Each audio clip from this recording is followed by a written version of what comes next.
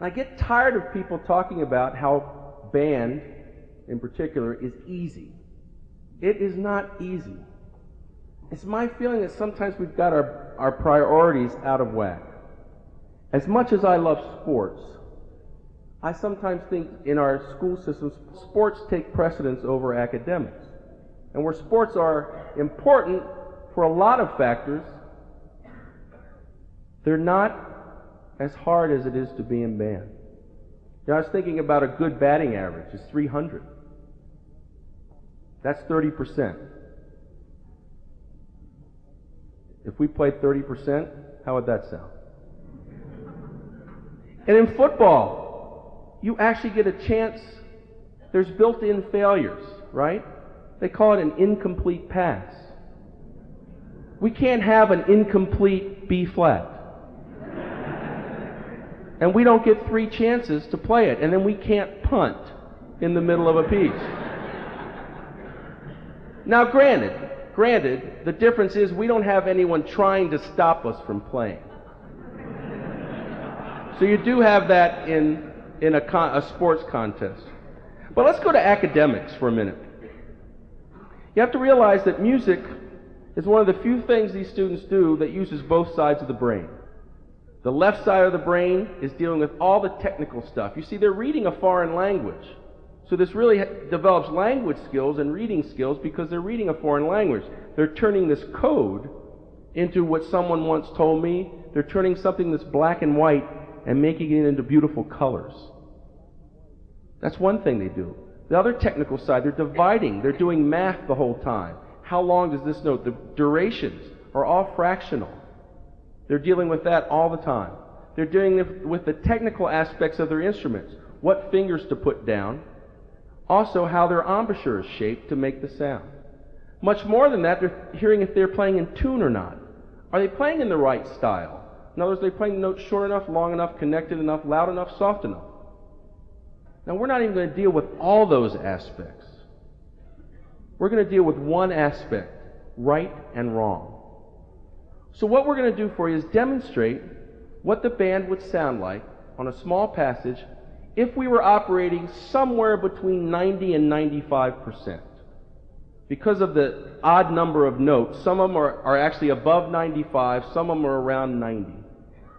But we're going to play for you just a section of Shenandoah with my great apologies to Frank Kelly. We're going to play a short section. First we'll play it for you correctly. And then we'll play it for you at 95 or so percent, which in most academic classes is an A. Okay, so here's Shenandoah correctly.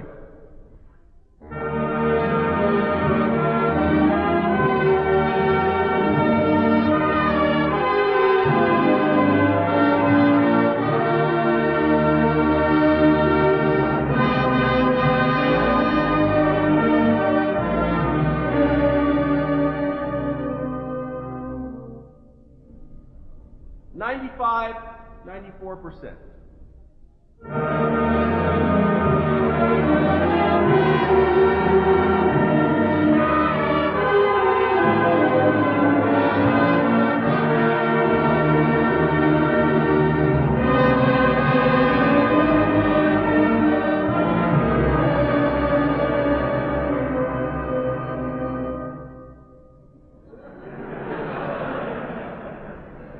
And that would get you an A. You see, music demands perfection. Now, we don't always get there. In fact, seldom do we get there. But it's the one few things in their lives that demands that they be perfect. So what you heard was 146 mistakes. No one really made more than one mistake.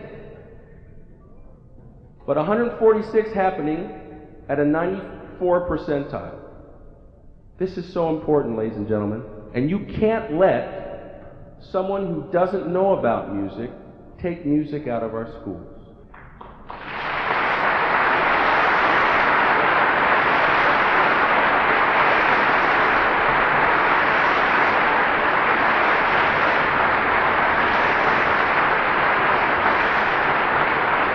But you've got to realize, parents, they won't listen to us teachers. They think we just want to keep a job.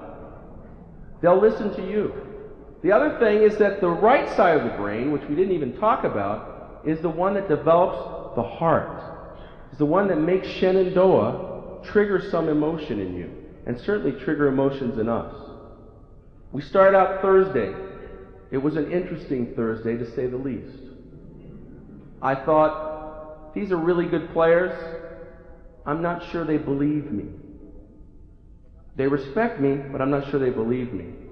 Well, that kind of has changed. I mean, we've become very good friends. This morning we had a wonderful sharing session about what music is about, why they do music. And it was nice to hear them open up about what music has done for them and why they do it. If the future of America is in the hands of people like this, I'm real comfortable with that.